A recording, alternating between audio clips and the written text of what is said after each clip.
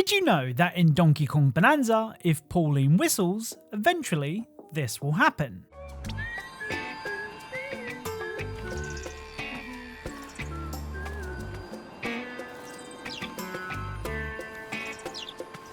So Pauline's whistle will attract some birds. Okay, so it's a lot of birds. As soon as Pauline stops whistling, the birds will fly away, presumably leaving a massive trail of bird poo in their wake. Hello and welcome to another episode of Hidden Video Game Details, the series where we take a look at some of the coolest hidden mechanics and details found in video games. As always, if you think you know of a hidden detail or Easter egg that I haven't covered before, then let me know in the comments. And if you want to help me out more than you already do, check out Gamersupps using my link in the description, in my pinned comment, or using the QR code on screen. It's a great way to support the channel and you actually get something pretty good in return. Anyway, without further delay, let's get started. Right, let's begin today's video with Jaws Unleashed. Now, in the last episode of this series, I said that I loved Maneater. I love Maneater. It's honestly one of my favourite games ever. See, I did say that. Well, it turns out that Maneater wasn't the first game to do the whole play as a shark thing, and the other game in question even lets you do this.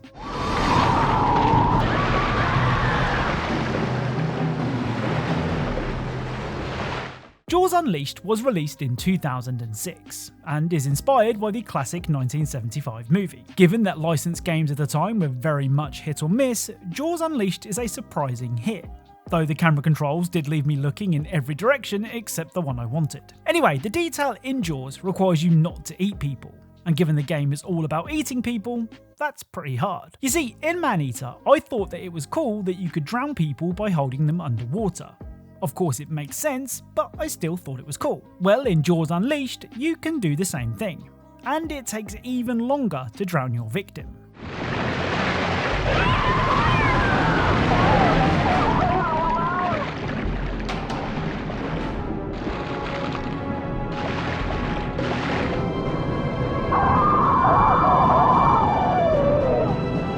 So I can confirm that if you deprive a human of oxygen, they will drown. Now, what was really impressive about Maneater was that holding someone wearing scuba gear underwater didn't do anything, as despite being in a shark's mouth, they could still breathe thanks to all the equipment. Here's the thing, I tried recreating the same detail in Jaws Unleashed, but this happened.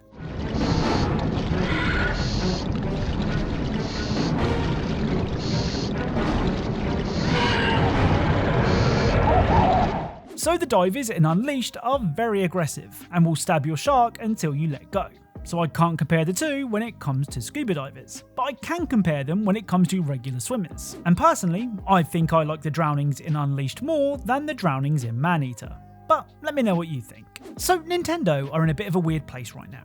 I mean, they're making bucket loads of money and selling consoles like hotcakes, but they're also showing all the signs of a company that's currently on top taking advantage of its fans. A bit like Sony did after the PlayStation 2 success. If overpriced consoles or overpriced games weren't enough to get your back up, Nintendo have taken to straight up insulting you.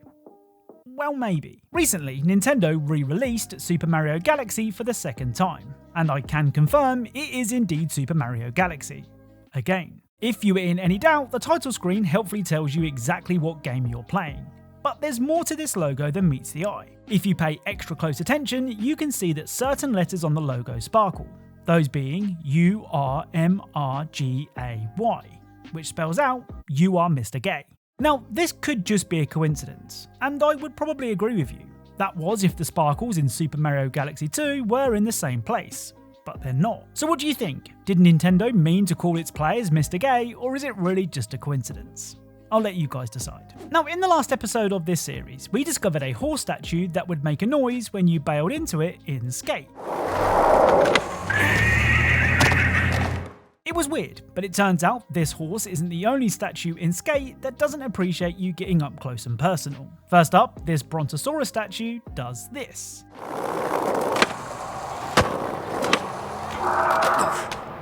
The Triceratops does this. And finally, this lizard thing does this.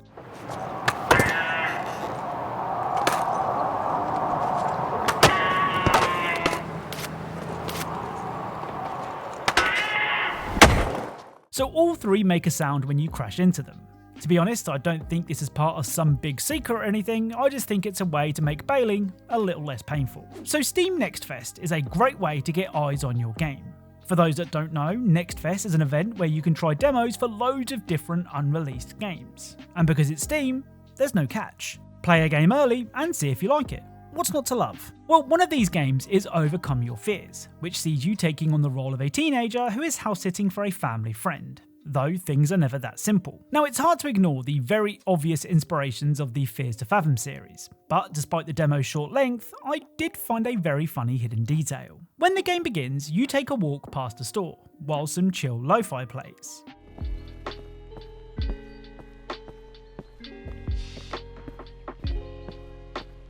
It's a great way to set up not only the game world, but the general mood. After investigating every room in the house, you're then told to make a sandwich. However, you can actually leave the house and walk back to the store that we passed earlier, where this will happen.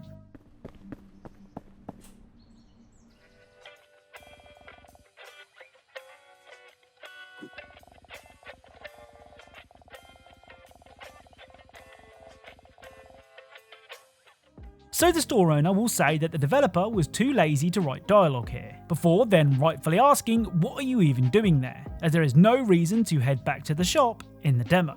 I love it when games do stuff like this, so if you have any more examples, please let me know. Another game that's taking part in NextFest is Motorslice, which we have covered before, but now the demo has been updated with various fixes and improvements. In that previous episode, I pointed out that the in-game camera is actually a drone that flies overhead, and you can even see the camera shadow if you angle it right. That means you can make the camera get really, really close.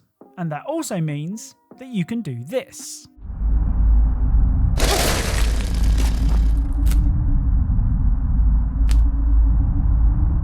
So you can actually crack the in-game camera and then continue to play. I'm not sure how long this effect lasts, but it does reset when you die.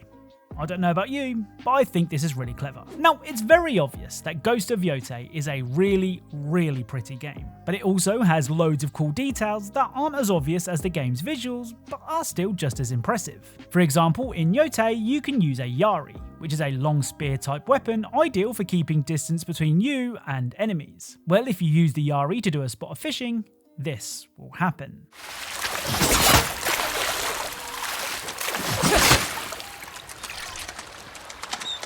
So the fish will wiggle whilst on the end of the Yari, and they will continue to wiggle even when the Yari is put on Atsu's back, which is pretty cool. Also, if you bow towards anyone in Yotei, they will bow back.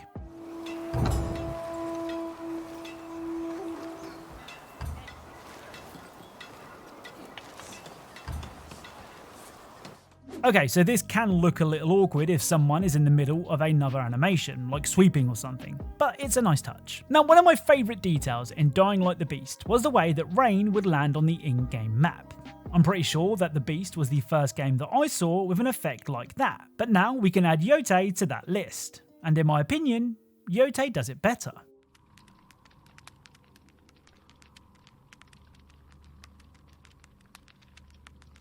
So what do you think? I love the way that the raindrops distort the colours on the map, like the paper is actually soaking the water in. I mean, both of them are cool, so let me know what you think. The final detail is pretty rare, or it was for me at least. Whenever you leave Atsu idle, she'll just stand there. I mean, she might rest her arm on her swords, but that's about it. However, on certain occasions, this will happen.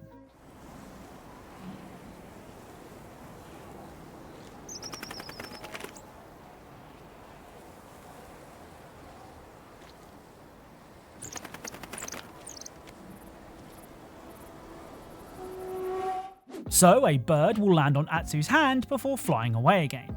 Now the reason that I say that this is rare is because I think it's location dependent. For me, it happened near a golden bird site, but it may trigger at other locations too. I did wait at various other places in the game and it didn't happen, but I've seen some people say that it happened to them like 2 or 3 times.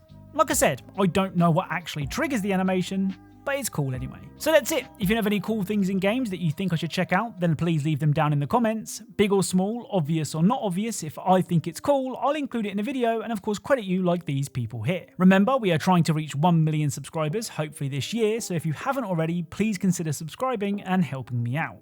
As always, thank you all for watching, and I'll speak to you all soon.